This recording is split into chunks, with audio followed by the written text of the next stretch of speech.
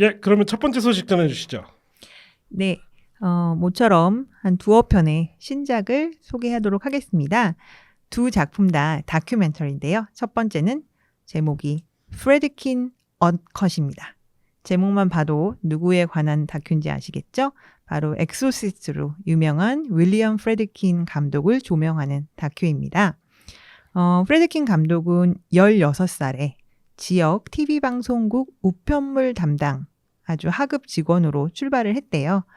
그랬던 그가 성장을 해서 70년대를 풍미한 대표적인 이제 미국의 영화 작가가 되기까지의 과정을 쭉 조명하고 있습니다. 그래서 많은 영화인들의 인터뷰가 수록되어 있다고 하는데 뭐 대표적으로 퀸틴 타란티노, 또 에드가 라이트, 그리고 프랜시스 포드 코플라, 뭐 매튜 맥커너이, 웨스 앤더슨 등등 아주 다들 많이 좋아하시는 영화 작가들이 이제 자기들이 어떻게 영향을 받았나 이런 것들에 대해서 이야기를 하는 것 같아서 비록 저는 엑소시스트를 볼 수 없는 그런 처지지만 이 다큐멘터리는 한번 꼭 보고 싶다는 생각이 들었습니다. 이게 스트리밍에 이제 아주 우리의 그 스트리밍 방송이 익숙해지면서 이게 또 하나의 변화 같아요. 예전 같았으면 이런 다큐멘터리 접할 방법은 DVD 서플먼트밖에 없었잖아요. 그래서 뭐 일종의 메이킹 다큐라든가 이런 감독에 관련된 다큐멘터리들이 일반인들을 만날 방법이 별로 없었는데 이제는 뭐 OTT 서비스가 워낙 활발해지다 보니까 이런 요즘 감독에 관한 다큐멘터리들 굉장히 많이 나오는 것 같더라고요. DVD 시절에 감독 인터뷰를 했던 그 다큐멘터리들이 몇 편이 DVD로 출시가 됐었거든요. 거의 안 팔렸죠. 안 팔리니까 또 출시도 안 하고 그러던 게 이제 넷플릭스나 이런 스트리밍 서비스 사이트에서 제공을 해주니까 영화 팬의 입장에서는 아주 좋은 시절이 오지 않았나 그런 생각이 드네요. 스트리밍의 가장 좋은 기능 중에 하나가 그렇죠. 아닌가 싶습니다. 또 한편은 제목이 마일스 데이비스 땡땡 Birth of the Cool 이에요. 이거는 뭐 그의 그 음반 제목처럼 들리기도 하는데요. 마일스 데이비스의 삶과 또 그가 음악계에 미친 영향을 조명하는 다큐입니다. 데이비스는 치과 의사의 아들로 태어났기 때문에 흑인 가정치고는 비교적 유복하게 성장을 했어요. 그랬지만 역시 그 당시에 그 인종차별을 피해갈 수는 없었고 이 트럼펫 신동은 뉴욕의 유명한 음악학교죠. 줄리아드에서 수학을 하는 동안에도 재즈를 노예의 음악이다 이렇게 취급하는 선생들에게 환멸을 느꼈다고 합니다.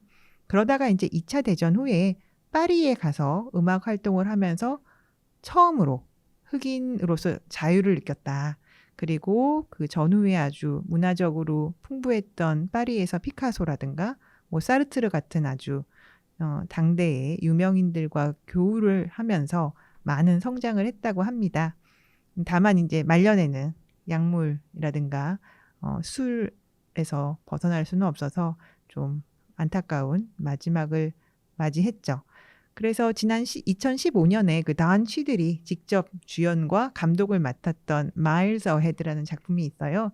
저도 그때 본 기억이 나는데 영화가 뭐 아주 좋은 평가를 받지는 못했지만 이제 굉장히 그 여자 관계 그다음에 그 여러 가지 막 말년의 기행들 같은 거를 굉장히 좀 생생하게 그렸던 기억이 있어서 비교해서 보면 좋을 것 같습니다. 이게 뭐 마일즈 데이비스야 뭐 재즈의 화신이죠. 재즈의 화신. 그리고 타이틀 버스 오브 더 쿨이 아마 마일즈 데이비스가 그 쿨 재즈라는 장르의 효시격인 맞습니다. 인물이라서 이런 타이틀을 붙인 것 같은데요. 락드님 여기에 대해서 어떻게 생각하시나요? 집에 마일즈 데이비스 음반이 몇 개 있긴 한데 뭐 이야. 어떤 음반 제일 좋아하시나요? 아니요 딱 한 번 들어보고 안 듣기 때문에 왜 사셨죠? 들어보려고.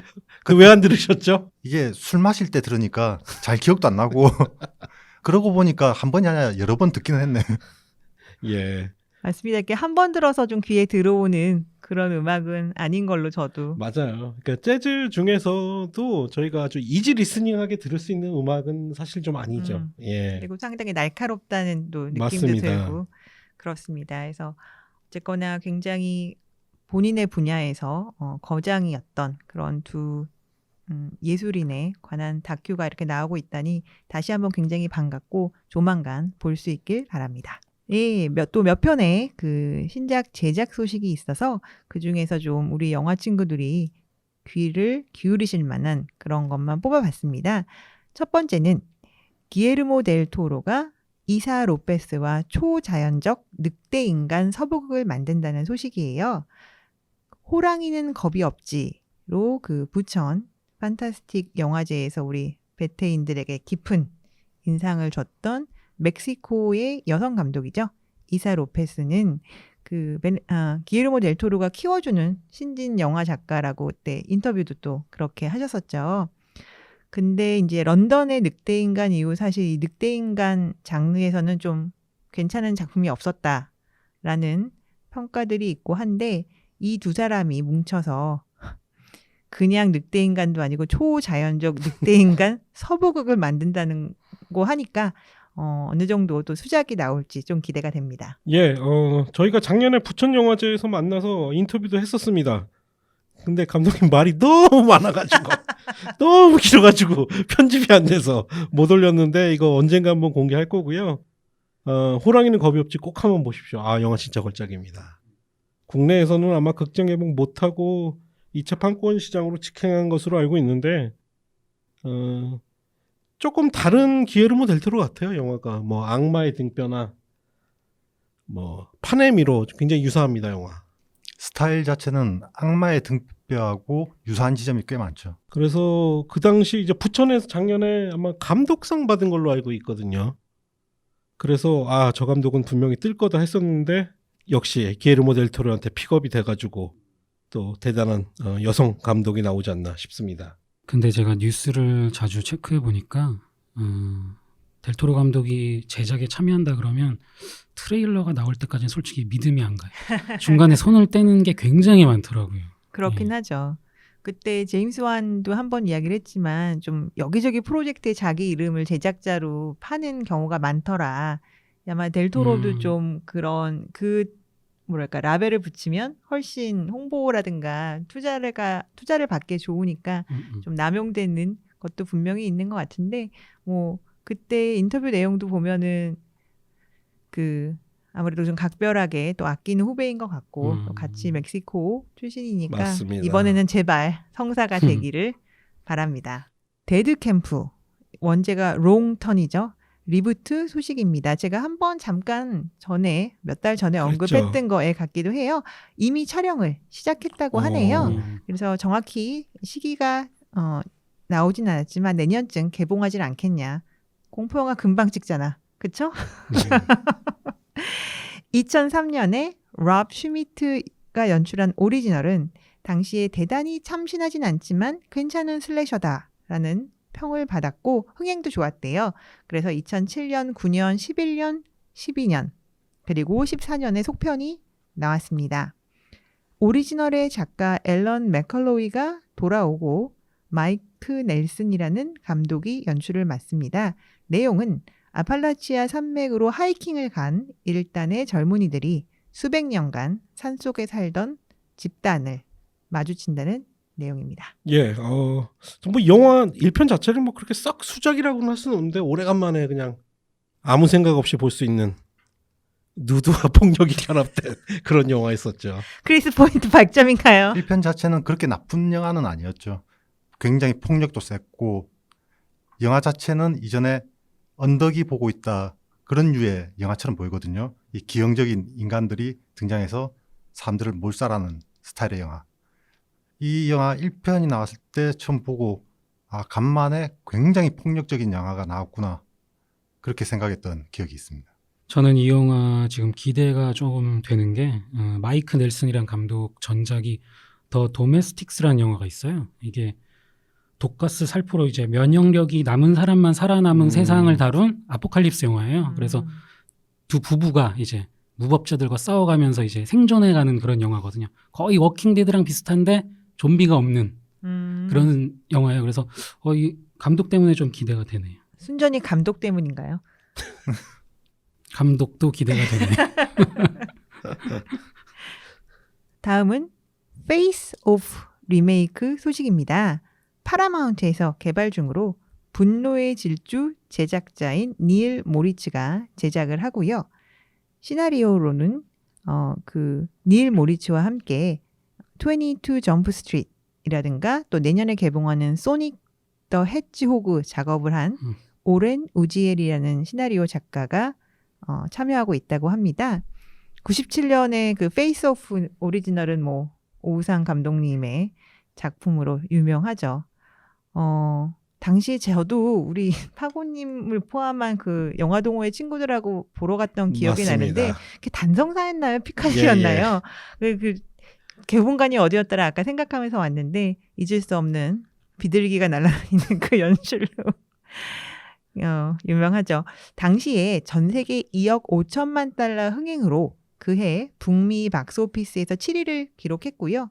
또 지금 보면은 로튼 토마토 지수가 90%가 넘어요. 의외네요. 그래서 그리고 또 그 당시 그 니콜라스 케이지의 과하게 진지한 그 연기 때문에 이제는 이게 컬트로 아주 추종자가 있다고 하니 저도 정말 로튼 토마토 92%는 깜짝 놀랐습니다. 참 세월은 지나봐야 하네요. 제가 알기로는 이 영화 자체도 사실은 오리지널은 아니고 아마 리메이크 혹은 굉장히 그 영향을 받은 영화가 있을 거예요. 그 락커드슨이 나왔었나? 얼굴 그 페이스오프 얼굴 갈아엎는다는 뜻이잖아요. 그렇죠. 예, 그 영화 원작 영화 그 타이틀이 기억이 안 나네요. 굉장히 그 원작 영화도 컬트 영화가 있는데 이게 재밌는 게 범죄자와 그를 쫓던 형사가 수술을 통해 서로의 얼굴을 바꾼다는 것 때문에 그나마 오삼 감독 때문에 그 당시엔 재밌게 봤는데 제가 우연찮게 몇 년 전에 다시 봤거든요. 영화 의외로 되게 후지더라고요.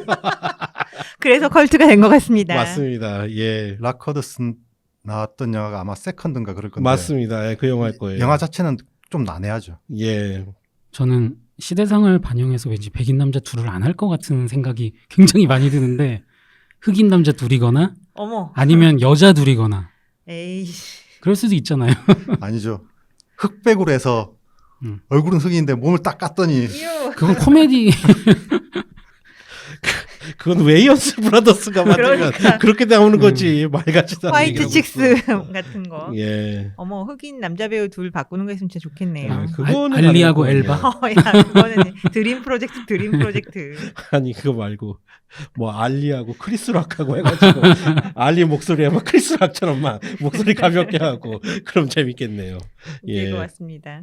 어쨌거나 이게 벌써 97년이면 22년이 흘렀으니 정말, 네, 오래됐군요. 진짜 요즘은 모든 영화가 돌아서면 20년인 게 맞네요. 하여튼간에 기다려 보도록 하겠습니다. 다음은 1년의 잡소식입니다. 첫 번째는 닥터 슬립에 관한 최근 소식인데요. 다 아시다시피 스티븐 킹이 원작이지만 감독인 마이크 플래너건은 큐브릭의 샤이닝에 최대한 가까운 작품을 만들고자 노력했다고 하네요. 그래서 특히 그 배경이 되는 오버룩 호텔을 그대로 재현하고자 많은 투자를 했습니다. 일단 워너의 창고에 있던 당시 설계도를 가져와서 그대로 세트를 지었고요. 또 샤이닝을 프레임 단위로 분석을 해가지고 그 등장하는 뭐 책장의 책, 그다음에 벽에 걸린 사진 등 소품을 최대한 비슷하게 제작을 했대요. 그래서 정확하게 재현을 못하면 그 보는 사람의 눈에라도 똑같이 보이게끔 아주 그냥 집요한데 그렇게 만들었고요. 그리고 당시에 우리 뭐 완벽주의자라고 불리는 스탠리 큐브릭 감독은 보통 세트들이 막 금방 분해해서 막 치우고 이렇게 돌릴 수 있고 이렇잖아요. 근데 그렇지 않고 그 호텔의 1, 2층을 완전히 통째로 지어서 그 유명한 그 트래킹 샷을 가능하게 했었는데 이번에도 그대로 만들었다고 합니다. 다만 차이가 있다면 세트에 세월의 흔적을 입힌 거. 예, 그 정도라고 하니까 샤이닝 팬들이라면 굉장히 보면 또 좀 노스텔지아를 느낄 수 있는 그런 작품이 될 것 같아요. 그래서 이래저래 소설의 속편을 영화화했다기보다는 영화의 속편이라고 보는 것이 맞지 않는가 그런 생각이 듭니다. 11월 8일 개봉합니다. 팬들이야 좋겠지만 킹 형님은 삐지겠는데. 100% 삐진다고 봐야지. 응? 근데 트레일러를 보니까 약간 샤이닝 그 원작 영화를 너무 비교하면 안 될 것 같은 생각이 좀 들더라고요. 분위기가 좀 많이 틀려요. 근데 그 샤이닝이란 힘에 대해서 여기서 더 많이 나오는 것 같더라고요. 근데 보니까 그 힘을 가진 게 주로 아이들이고 그 힘을 흡수해서 이제 불멸의 생명을 얻으려는 그 컬트 집단은 주로 성인들인 게 트레일러 속에서는 약간 해리포터 느낌도 좀 나고 어이쿠. 왠지 좀 젊은 마법사와 그 음. 성인 마법사들이 싸우는 그런 구도 같은 느낌도 들고 그래서 샤이닝 생각 안 하고 그냥 즐기는 게 저는 더 나을 것 같다는 생각이 듭니다. 그 저는 좀 걱정인 게 뭐 마이클 플래너건 감독이 뭐 사실은 뭐 영화 잘 만드는 뭐 B급 감독 이상은 아니었는데 이제 작년에 넷플릭스에서 그 힐하우스의 유령이 그냥 빵하고 터지면서 더 명성을 좀 얻기 시작했는데 사실 이 감독이 연출은 잘하는데 문제가 한 방이 없어. 좀 밋밋해 영화들이. 뭐 오큘러스, 썸니아, 뭐 위자, 속편, 허쉬 같은 뭐 아주 평균적으로 좋은 평가를 받았던 영화들을 만들었는데요. 아 저는 조금 우려되긴 해요. 분명히 엔딩에서 어느 정도 여운을 주는데 거기에 어떤 임팩트 있는 힘이 좀 부족하죠.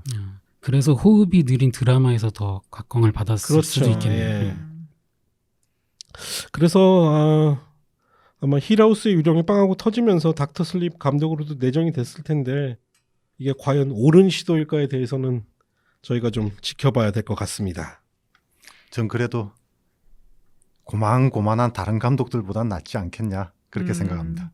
그 제가 놀랍게도 힐하우스의 유령은 보지 않았습니까? 예. 그래서 그 막판에 그 휘몰아치는 음. 그 엔딩에 가까이 갔을 때 거기서 정말 저도 경악을 하면서 봤었는데 뭐랄까 일종의 하우스 호러로 영향을 인정받았으니까 이번에도 과연 이렇게 정성 들여서 만든 세트에서 그런 휘몰아치는 뭐 클라이막스를 보여줄 수 있을지 못 보겠지만 궁금은 하네요.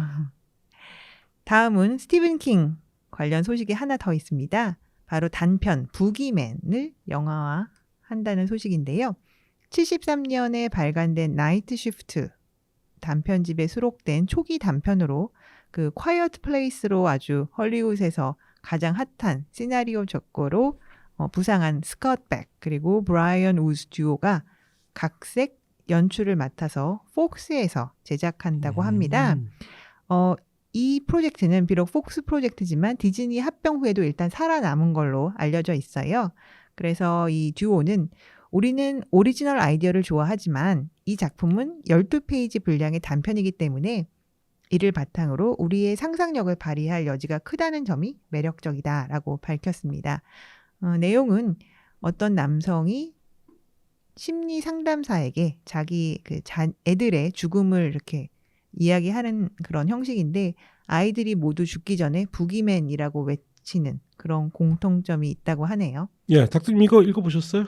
20몇 년 전에 읽었기 때문에 내용이 그러게 우리 중에 읽으실만 분은 닥두님인데 그 당시에 제가 병원에 있었기 때문에 그 당시까지 출간된 모든 스티븐 킹 작품들을 다 읽었었는데 읽다 보면 거기에 그것 같고 막 이렇게 섞이는 것들도 꽤 많더라고요. 그래서 지금은 아예 뭐 다들 기억이 안 납니다.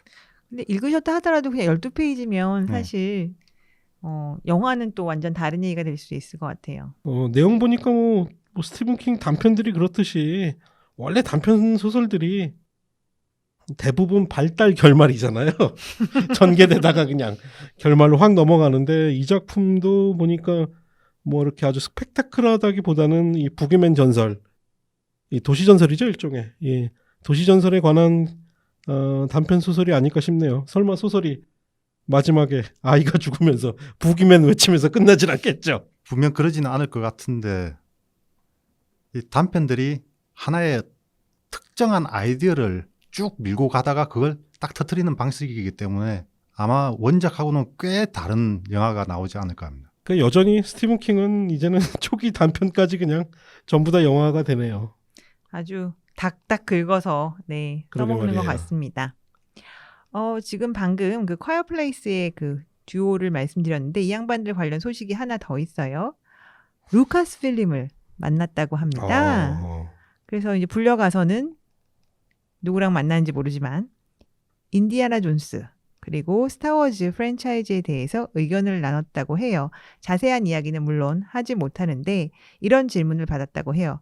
니네가 맞는다면 어떤 이야기를 하고 싶니? 뭘 보여주고 싶니? 뭐 그런 수준의 대화였다고 이제 이 사람들이 밝혔습니다. 그런 걸로 봐서는 루카스 필름이 이제 계속 뭐랄까 새로운 피를 수혈하려는 그런 그 움직임을 보이는 게 분명하고요. 한편 이 두 사람이 직접 이제 쓰고 감독한 헌트라는 작품이 미국에서 9월 13일에 개봉을 했는데 평가는 그닥 좋지는 않아요. 그래서 과연 정말로 그렇게 잘 팔릴지는 두고 봐야겠습니다. 그 헌트가 지금 로튼 토마토랑 IMDb 둘 다 한 6점대 정도 돼요. 그러니까 뭐 고만고만한 영화 고만고만. 중에는 볼만한. 그리고 지금 몇 주째 자취를 감춘 저기 헐리우드 리포트 B를 준비할 때 닥두님이랑 같이 이 헌트 트레일러를 봤습니다. 기억나세요? 네. 그 귀신의 집에 들어가서 네. 그 가면 쓴 사람들이 막 괴롭히고 막 그런 내용이죠. 그래서 내용은 좀 뻔한 것 같은데. 예. 지금 콰이어트 플레이스가 어쩌다가 나온 걸작 시나리오인지. 얻어 걸린 건지. 그러니까요. 지켜봐야겠네요. 두세 편은 봐야지 좀 예. 실력이 나오는 거니까. 다음은 할로윈 킬즈 캐스팅 업데이트 관련 소식인데요. 2020년 10월 개봉을 앞둔 블럼하우스의 그 신 할로윈 3부작 중에 두 번째 작품이죠. 이제 할로윈, 그다음에 할로윈 킬즈, 그다음에 그 다음에는 할로윈 엔드 이렇게 세 편인데 이 두 번째 작품에 그 토미 도일 역으로 앤소니 마이클 홀이 캐스팅됐다는 소식입니다. 오리지널 할로윈에서 그 로리가 돌보던 아이 중에 그렇죠. 한 명으로 그 죽을 뻔한 걸 또 로리가 뭐 구해주기도 한다면서요. 그래서 이제 그 수없이 나왔던 여러 속편에서는 뭐 폴 러드라든가 몇 명 남자 배우들이 성인 역을 맡기도 했었는데 이번에 이제 앤소니 마이클 홀이 나온다고 하니 뭔가 그 80년대 분위기를 제대로 내보겠다라는 제작진의 속내가 보이네요. 그 한동안은 이 역할로 계속 원래 본가 프랜차이즈에 연계된 폴로들을 뭐 다시 캐스팅하고 그렇죠, 싶다고 그렇죠. 했는데 그놈은 뭐 고스트버스터스 속편 촬영 때문에 이 작품에 합류 못한다고 그래서 대신 그 시절에 잘 나가던 하이틴 스타를 영입을 했네요. 그리고 또 실제로 앤소니 마이클 홀은 그 후로는 뭐 성인이 돼서 사실 많은 활동을 못하고 또 굉장히 망가진 모습도 그렇죠. 많이 보이고 예. 최근에 약간 재기를 하는 거라서 어울릴 것 같아요. 그렇죠? 그런 어렸을 때 큰 트라우마가 있는 꼬맹이가 이제 중년 남성이 된 거잖아요. 아주 좋은 캐스팅인 것 같습니다. 또 이뿐만 아니라 제이미 리 커티스의 친구 역할을 했던 분이 베이비시터를 했던 그 어린아이 여자아이도 예. 같은 배우를 다시 캐스팅했다고 오. 그러더라고요. 예.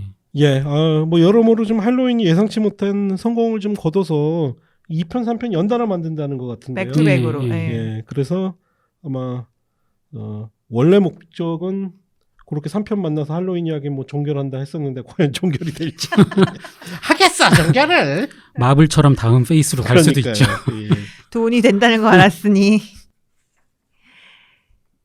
다음은 제임스 원 감독의 신작 호러 제목이 실버컵이라고 하네요. 캐스팅입니다.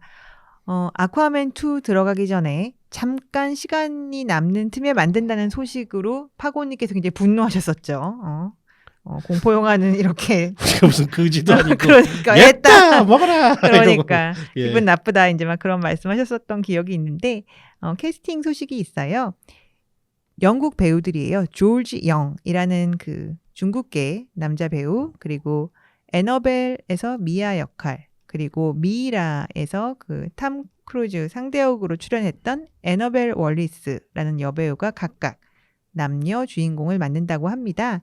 내용은 나와 있지 않은데 일단 그 괴물에 쫓기는 두 명의 여성 이야기라는 소문이 있습니다. 그 후에 뉴스 나온 게 장르가 지알로 영화가 될 거라고. 아 그래요? 예. 저는 실버컵이라고 그래서 왠지 또 늑대인간 영화인가 혹은 뭐 그런 생각했었는데 전혀 다른 영화네요. 괴물 같은 인간이 나오는 게 아니라 괴물이 나오는 지알로. 네, 그러겠죠. 그리고 여기 언급이 안 됐지만 남자 배우가 한 명 더 있는데 제이크 아벨인가? 제가 이 양반을 어디서 봤지 했더니 지난번 추석 특집에서 제가 소개해드렸던 상간녀 살인 사건에 제목 죽이네 예, 진짜. 대학 교수와 바람피는 남자 역으로 나왔던 배우더라고요. 예. 예. 너 그 영화 되게 좋아하는구나. 2번 봤습니다. 예. 어쨌거나 뭐 그 뭐라고 해야 되나요? 요즘 그 젊은 영화 친구들에게는 호러 감독의 대명사라고 볼 수 있는 그러게요. 제임스 완이 오랜만에 본인의 주특기를 살릴 것 같으니 다 같이 한번 기다려 보시죠. 왠지 제임스 완은 이제 호러 영화를 만들면 이제 복귀하는 거잖아요. 근데 복귀가 아니라 왠지 이 영화는 외도의 느낌이 강하네요. 잠깐 휴식처럼 만드는 느낌이. 예. 발로 만들고 막 이러는 거 아니야? 그러게 말이에요. 발로 야 조연출 저것 좀 치워 막 이러고 가리키고 막 맞아. 그러겠네요. 퀸틴 타란티노 소식입니다. 뭐 이제 미국에서는 그 원스 어폰 어 타임 인 헐리우드이 개봉을 했으니까 그동안 많은 인터뷰 같은 게 있어서 소식도 많은데요. 대표적인 뉴스 한 가지. 스타트랙을 내가 만든다면 우주판 펄프 픽션이 될 것이다 라고 했네요. 일단 인터뷰에서 사이먼 페그가 쥐뿔도 모르면서 우주판 펄프 픽션은 아닐 거야 라고 떠들고 다녀서 승질이 난다 이렇게 얘기를 하면서 우주판 펄프 픽션이 될 거라니까 라면서 껄껄 웃었다고 합니다.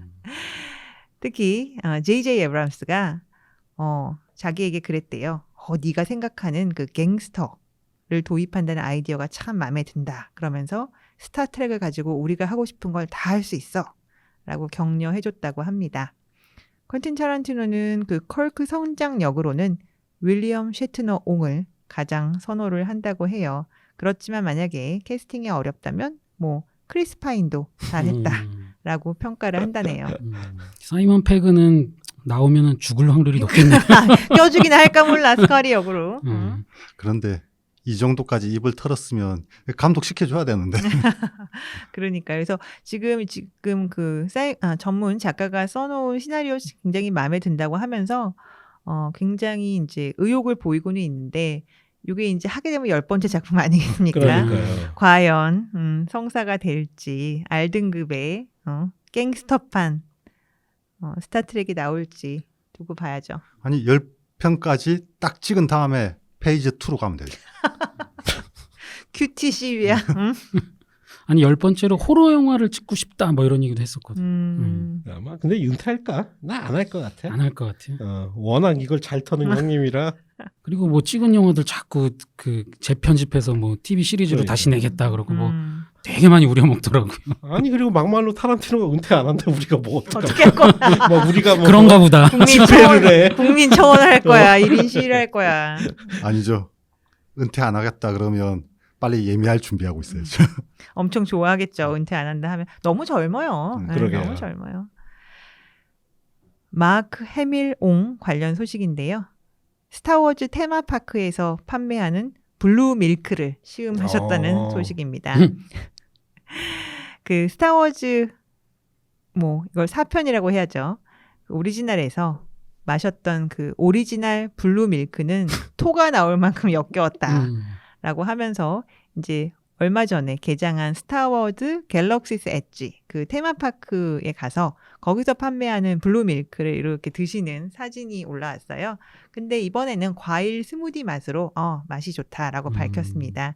그래서 그 사진과 함께 아주 익살스러운 그런 트위터를 올렸네요.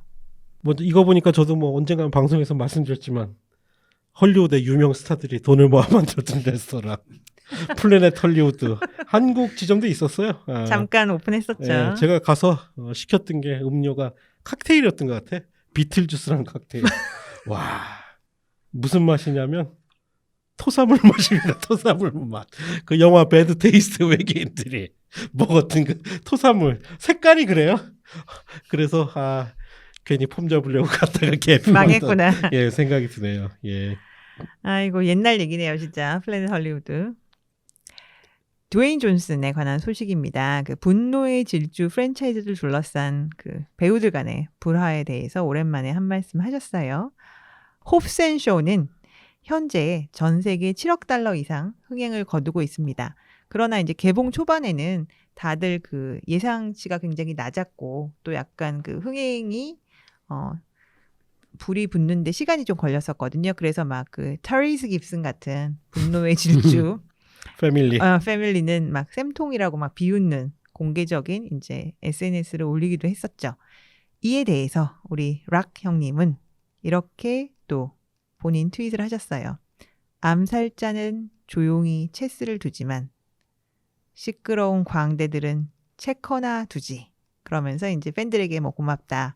이렇게 이제 댓글을 하셨는데 여기서 이제 그 시끄러운 광대들이 누구를 얘기하는지는 우리가 짐작할 수 있죠. 그래서 아주 점잖게 그 자기들이 스핀오프에서 나간 거에 대해서 불만을 토로하는 그 동료 배우들을 좀 깠다라고 볼 수 있겠습니다. 제가 봤어요. 그걸 인스타그램에 봤더니 해시태그로 이제 살짝 좀 더 깠어요. 뭐라고 써냐면 뭐 No Candy Asses 이렇게 써놨는데 여기서 캔디 에스가 락 레슬러 시절에 되게 유명한 유행어인데 뭐냐면 뭐 위험해 보이거나 이제 변화 같은 걸 두려워하는 겁쟁이 뭐 이런 뜻이에요. 딱 타이리스 깁슨한테 하는 말이죠. 예. 그래서 정말 이 시리즈는 이 프랜차이즈는 어떻게 되는 건지 뭐 우리가 걱정할 건 아니지만 참 궁금은 하네요. 요즘 분노의 질주 새로운 신작 영화 뭐 캐스팅이나 거의 스틸도 공개됐죠. 예. 제가 분명히 장담했죠. 샤를리스 테론 안 죽었다.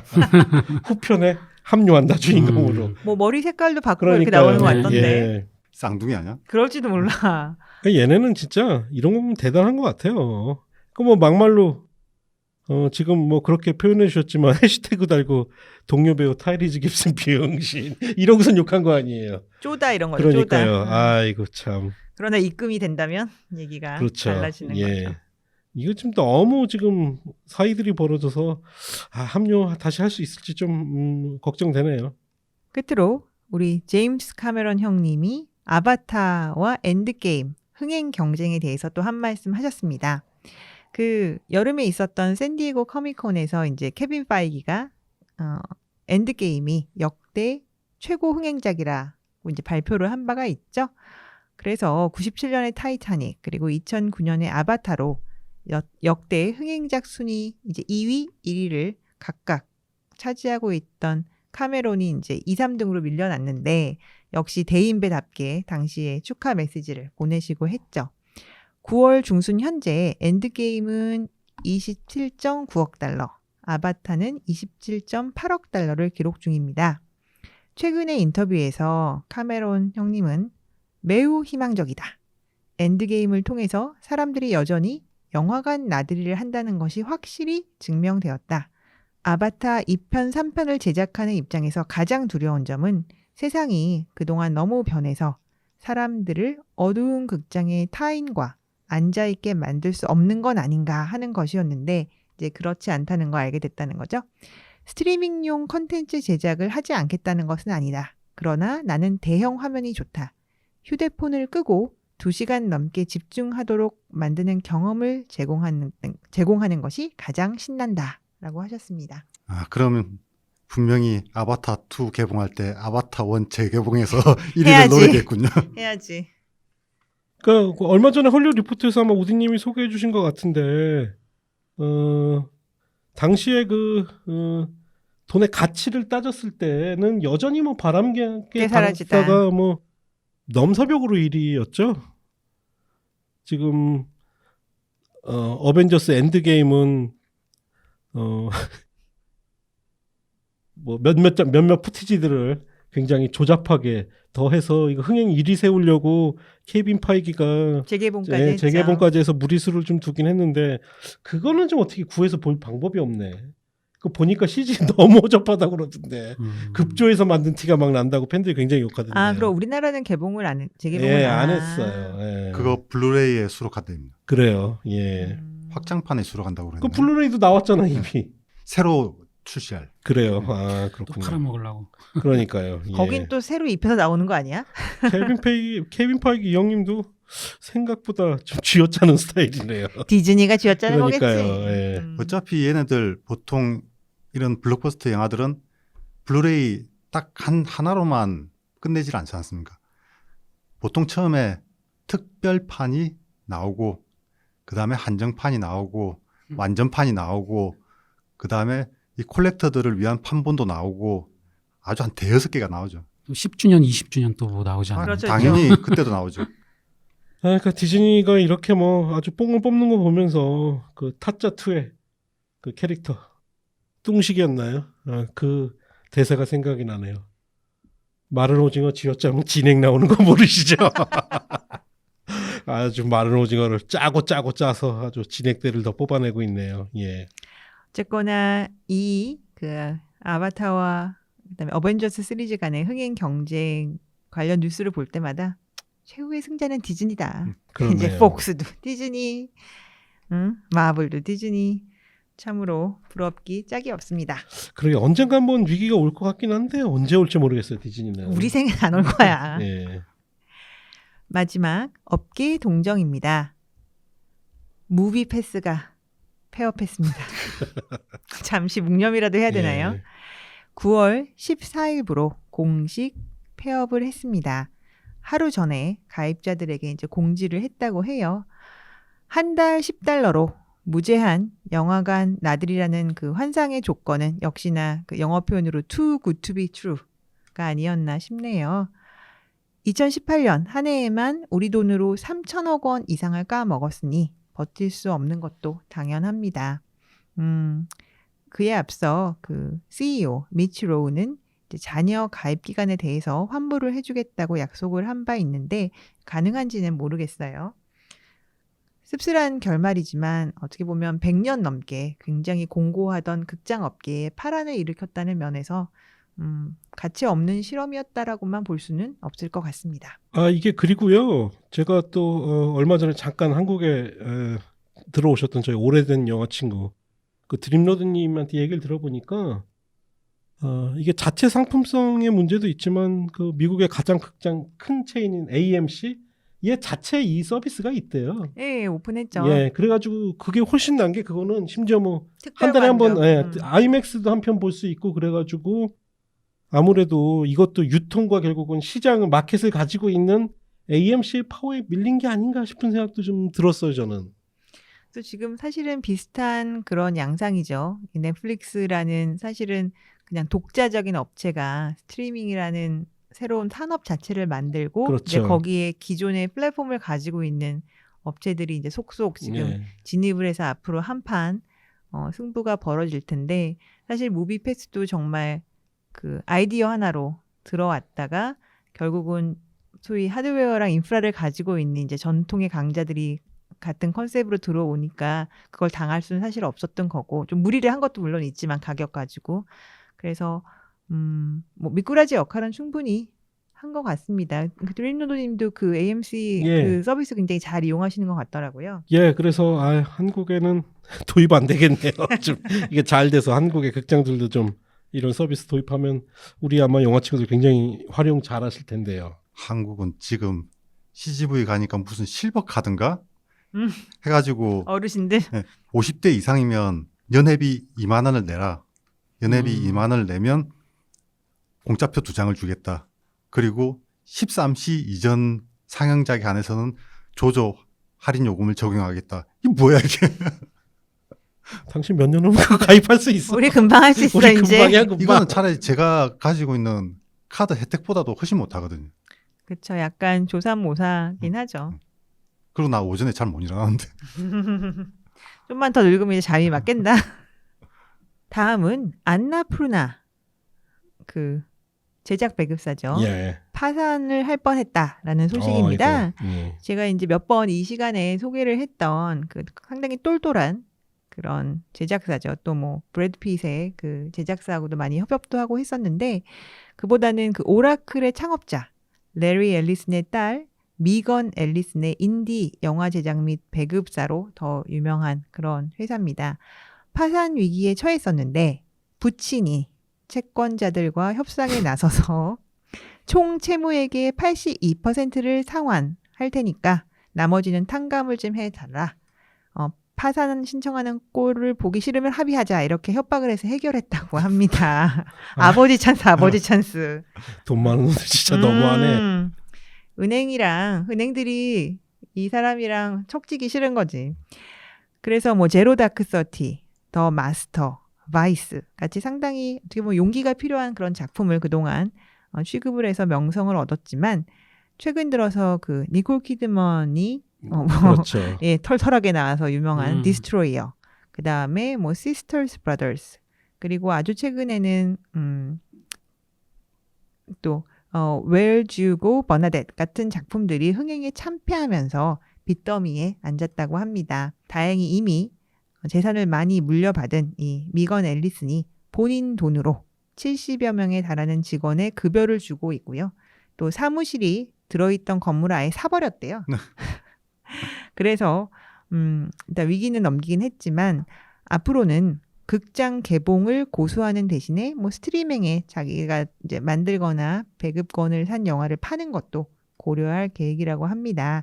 그 미건 앨리슨이 다른 건 떠나서 영화를 고르는 안목은 분명히 있는 사람이니까 운영의 묘를 살리면 뭐 재기할 수 있는 기회도 있지 않나 전망해 봅니다. 세상에서 제일 걱정할 필요가 없는 게 오라클 창업자 딸 걱정이죠. 어찌나 부러운지 응? 그러게 이 말이에요. 기사를 읽으면서 예. 부럽네요. 어쨌거나 뭐 직원들 급여 챙기고 이런 건 아주 기특한 일입니다. 그러니까 미국에서 사실상 그렇게 얼마 남지 않은 이런 뭐 인디 영화, 독립 영화 전문 제작 배급사인데 뭐 2개월에서 뭐 좀 와인스타인이 빠진 자리에 뭐 많이 남지 않았어요. 없어요, 예, 별로. 예. 예. 우리가 기억할 만한 이런 프로덕션들이. 근데 뭐 A24와 함께 요즘 가장 저에게 익숙한 그렇죠. 안나푸르나가 파산할 뻔했는데 쓸데없는 걱정이었다. 그래서 이제 이런 기사 관련 기사들에 붙는 이제 논평 중에 그게 있더라고요. 결국은 영화를 제작해서 직접 배급하는 게 얼마나 그렇죠. 예. 돈이 많이 들고 위험한 일인가 여전히. 왜냐하면 여기도 지금 70명이라고 나오는데 인원이 일단 그 월급을 챙겨야 하는 고정 인원들이 있다 보니까 이게 정말 여전히 영화 제작 배급은 참으로 하이 리스크 하이 리턴 산업이 틀림없네요. 그래서 다시 한번 우리는 블럼하우스가 얼마나 위대한가. 맞습니다. 철저한 손익관리로 우리가 후속작 안 만들어준다고 징징댈 수는 없는 것 같아요. 안 그러면 뭐 그냥 확 갈 수 있으니까. 그러니까 이게 결국은 드디어 뭐 안나푸르나도 이런 이야기 나누는 거 보니까 앞으로 이런 인디 영화, 독립 영화는 거의 스트리밍으로 갈 것 같아요. 극장에 더 이상 걸리는 것도 쉽지 않고 걸려도 뭐 흥행된다는 거 보장도 배급하는데 없고. 돈만 들고. 예, 맞습니다. 이제 로저 코만과 헐리우드 픽처스의 시절은 지나갔습니다. 끝났습니다. 안타깝네요. 그렇습니다. 아버지 찬스를 쓸 수 없는 사람들은 하기 힘들 것 같습니다. 로튼 토마토에서 재미난 분석을 했어요. 긴 영화가 평점도 좋더라. 로튼 토마토에서 2010년 이후 개봉한 영화, 특히 이제 그냥 뭐 단관 개봉이 아니라 500개 이상의 극장에서 제대로 개봉한 영화 1431편을 대상으로 분석한 결과 140분 넘어가는 영화가 신선하다는 평가를 받을 확률이 높았다고 합니다. 한번 보세요. 100분 이하 평가가 가장 낮았다고 합니다. 총 380편의 영화가 여기에 해당이 됐는데 평점이 46%. 그 다음에 이 중에 한 128편만이 그 로튼 외 프레쉬를 예. 받았고 굉장히 예. 낮네요. 그래서 그나마 이제 좋은 평가를 받은 뭐 90점 이상을 받은 영화는 전체 그 380편 중에 33편밖에 안 됐다. 대표작이 레이디버드 정도였다고 합니다. 100분에서 120분짜리 영화는 평가가 좋은 장르 영화 히트작이 여기에 많았다고 해요. 그래서 평균 점수 52%, 한 670편 정도가 됐고요. 이 중에 한 270편 정도가 이제 프레쉬 선정이 되었고, 그 다음에 90점 이상을 받은 영화는 한 76편 정도였다. 대표작으로는 문라이트, 킹스 스피치, 아티스트, 버드맨 정도가 있었습니다. 120분에서 140분짜리 영화가 수상 가능성이 가장 높더라. 그래서 점수 평균이 64%, 편수는 한 298편 정도 됐고, 이 중에 180편이 프레쉬를 받았고 90점 이상의 영화는 한 50편이니까 한 17% 정도가 좋은 평가를 받은 거죠. 대표작으로는 매드맥스 퓨리 로드, 존 윅 챕터 3 그리고 뭐 블랙팬서, 그 다음에 로건, 크레이지 리치 아시안 등이 있었습니다. 140분이 넘는 대작들이 가장 평가는 좋았다. 어이구. 토마토 지수가 70%. 그 다음에 영화 편수는 많지 않겠죠. 79편이었고요. 이 중에 한 56편이 프레쉬 인증을 받았고 또 90점 이상을 받은 영화가 13작품이었습니다. 폴 토마스 앤더슨 영화들이 많았어요. 뭐 마스터도 있었고 또 인히어런트 바이스, 그리고 스필버그의 브리지 오브 스파이스, 그리고 데이비 핀처의 고운 걸, 또 우리 마틴 스콜시지 형님의 울프 오브 월스트리트, 그리고 이나리투 감독의 레버넌트 등이 모두 여기에 해당됐습니다.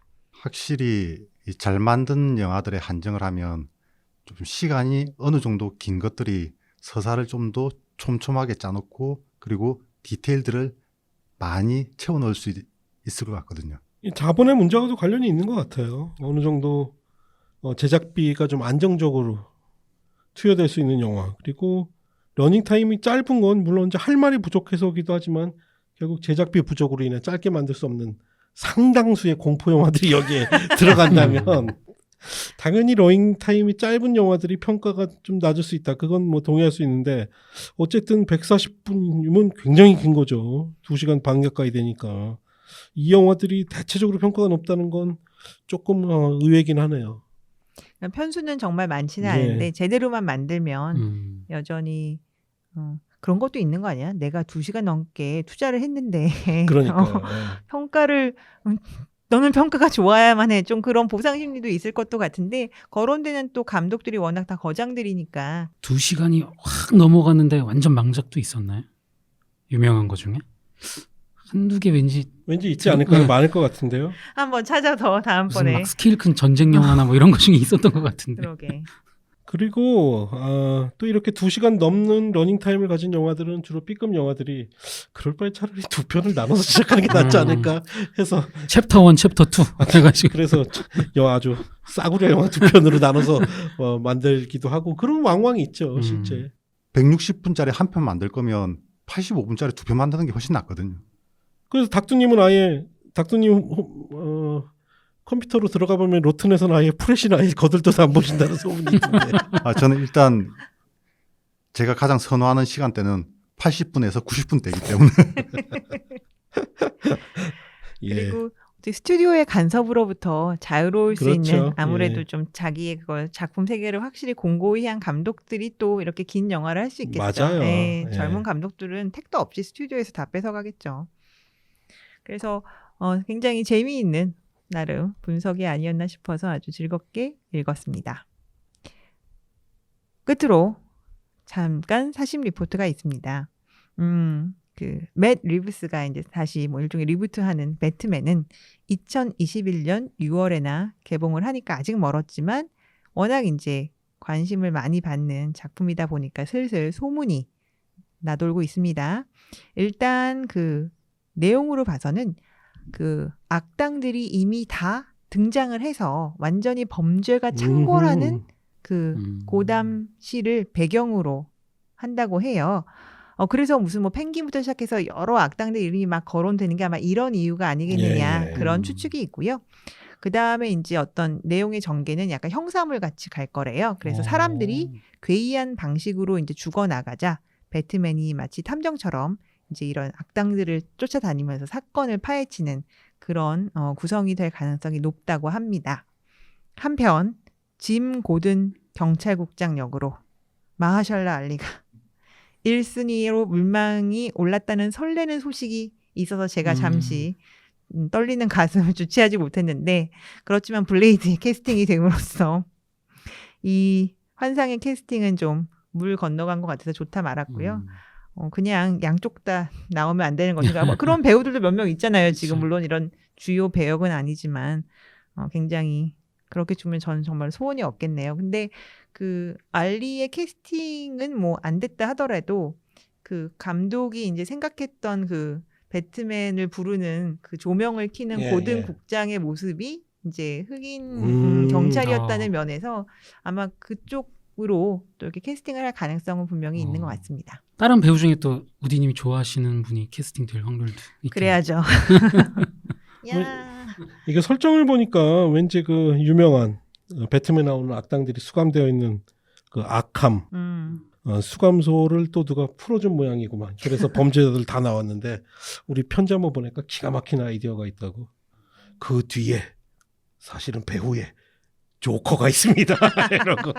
애니메이션 중에 꽤 비슷한 편이 하나 있습니다. 거의 모든 악당들이 다 등장하거든요.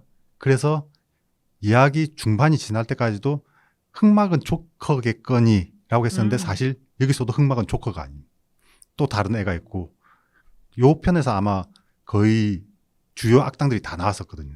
그래서 최근에 나온 뉴스는 지금 베를린이었나요? 이번에 대상 받은 베니스 영화제. 베니스 영화제에서 대상 받고 이제 개봉을 얼마 안 앞둔 그 호아킨 피닉스의 조커는 절대 맨 리브스의 배트맨과 크로스오버 할 일은 없다라고 아마 선언을 한 것으로 보아 자레드 레토가 나올 가능성은 있어도 아마 호아킨 피닉스의 조커는 절대 아마 세계관 자체가 다를 것 같아요. 수어사이드 스쿼드 캐스팅이 발표가 됐는데 자레드 레토 잘렸더라고요. 그러니까요. 예. 자레드 레토는 아예 이제 조커가 끝인 것 같아. DC는 정말 다시 막 해처모여처럼 지금 하고 있으니까 누가 어떻게 될지. 이 배트맨이 그 로버트 패틴슨 된 거 맞나요? 맞습니다. 그 지금 수어사이드 스쿼드도 지금 감독 얘기로는 속편 아니다.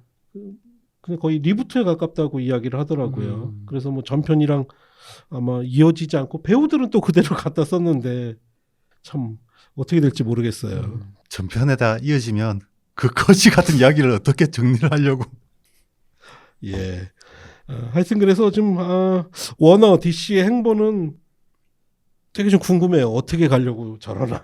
일단 좀 작품이 나와봐야지. 그러니까요. 아쿠아맨은 예. 괜찮았으니까 원더우먼 이제 다음 차례로 기다려봐야죠. 예, 하여튼 이번 주도 즐거운 소식, 재미난 소식 전해주신 우디님 감사드리고요. 함께 해주신 닥터님, 크리스님도 감사드립니다. 감사합니다. 고맙습니다. 감사합니다.